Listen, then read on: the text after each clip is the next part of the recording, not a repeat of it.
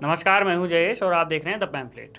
आज़ाद भारत के इतिहास में घटी वो पहली घटना जिसे आप में से कुछ लोग जानते तो हैं, लेकिन इस पर शायद कभी गौर नहीं किया। और हो सकता है कि अगली बार यूपीएससी के पेपर में ये क्वेश्चन पूछा जाए कि ईडी ने मानहानि के डर से किस भारतीय नेता से माफ़ी मांगी थी। जवाब है संजय से।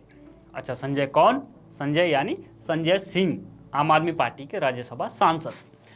अच्छा, अगर इसी तरह का एक और प्रश्न आ जाए कि कौन सी पार्टी गुनहगार, वकील और जज तीनों का रोल निभाती है, तो जवाब होगा आम आदमी पार्टी।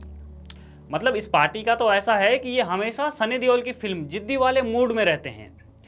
ये आपकी अदालत है, यहाँ मुजरिम भी मैं, वकील भी मैं और जज भी मैं। चलिए अब कुछ गंभीर बात कर लेते हैं। मनीष सिसोदिया के वर्ल्ड क्लास एजुकेशन मॉडल में खामियां निकालने वाली दिल्ली की नई वर्ल्ड क्लास शिक्षा मंत्री आतिशी मरलेना की वो प्रेस कॉन्फ्रेंस तो आपको याद ही होगी, जिसमें उन्होंने शराब घोटाले में अपनी पार्टी के नेताओं को न केवल क्लीन चिट दी, बल्कि न्यायपालिका और राष्ट्रीय जांच एजेंसियों के निर्णयों पर भी प्रश्न चिन्ह लगा दिया। प्रश्न चिन्ह लगाया ताकि जनता के मन में भ्रम पैदा किया जा सके। भ्रम पैदा भी हुआ और वह दिखाई भी दिया सोशल मीडिया पर। हालांकि इस भ्रम को टूटने में बहुत ज़्यादा समय भी नहीं लगा। इसी विषय में बीते कल दिल्ली हाई कोर्ट ने भी कहा है कि निचली अदालत द्वारा की गई टिप्पणियों पर किसी भी अन्य सह आरोपी द्वारा किसी भी कार्यवाही में भरोसा नहीं किया जा सकता। अब चूंकि शराब घोटाले में यह पहली जमानत थी, तो अति उत्साहित आतिशी ने क्या कहा, ये आप भी सुन लीजिए। कल के इस ऑर्डर ने सीबीआई और ईडी का पर्दाफाश कर दिया।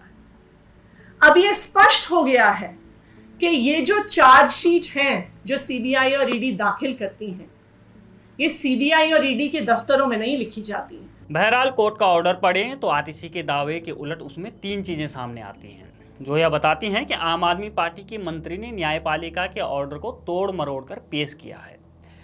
विपक्षी पार्टियों द्वारा जांच एजेंसियों को केंद्र सरकार का हथियार बनाकर जनमानस को भ्रमित करना कोई नई बात नहीं है, पर विपक्ष की इस तकनीक की आंच न्यायपालिका तक पहुंचना बेहद चिंताजनक है। सबसे पहले तो आतिशी जिस विषय पर बात कर रही हैं वो कोर्ट का ऑर्डर है, कोर्ट का जजमेंट नहीं।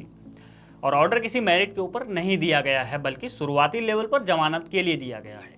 इसमें किसी डिस्चार्ज की न तो बात की गई है। कोर्ट ऑर्डर के अनुसार आरोपित को जमानत भी उसके वकील द्वारा आरोपित को पीड़ित बताने के बाद मिली है। आरोपित के वकील ने अदालत को बताया कि अगर मामले में पैसे का लेन देन हुआ भी है तो उसके लिए आम आदमी पार्टी की दिल्ली सरकार ने धमकी देते हुए मजबूर किया था। यही कारण है कि आरोपित ने व्यापार पर खतरा महसूस होने पर ही 6% कमीशन मजबूरी में दिया। कोर्ट ऑर्डर के पैराग्राफ 80 पर आतिशी ने प्रेस कॉन्फ्रेंस कर मनीष सिसोदिया सहित सभी आरोपितों को क्लीन चिट दे दी। इस पैराग्राफ को देखें तो इसमें लिखा है कि कोर्ट ने इस मामले में जो भी ऑब्जर्वेशन दिया है वो जमानत और आरोपित के दावों के संबंध में है। इसका केस से जुड़े लोगों और केस की मेरिट से कोई संबंध ही नहीं है।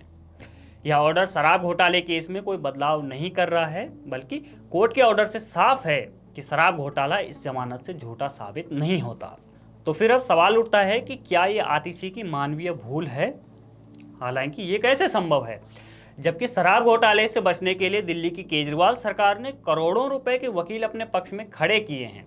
ऐसे में बिना झिझके कहा जा सकता है कि आतिशी कोर्ट के ऑर्डर को गलत पढ़कर जनमानस को भ्रमित कर रही हैं। अब सवाल ये भी खड़ा होता है कि क्या ये अदालत की अवमानना का मामला नहीं है? और सवाल तो ये भी है कि तमाम आरोपितों में से 2 के जमानत का आदेश दिखाकर अगर आतिशी मरलेना पूरे केस को ही खारिज करना चाहती हैं, तो उन्हें एक प्रेस कॉन्फ्रेंस करके मनीष सिसोदिया की जमानत की अर्जी बार बार खारिज किए जाने पर भी करनी चाहिए और जनता को यह बताना चाहिए कि इस बात पर आम आदमी पार्टी का क्या दावा है।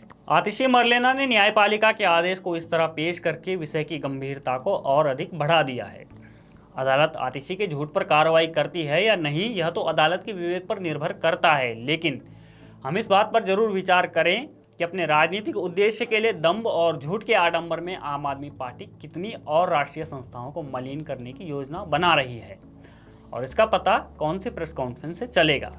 बने रहिए हमारे साथ, देखते रहिए द पैम्फलेट।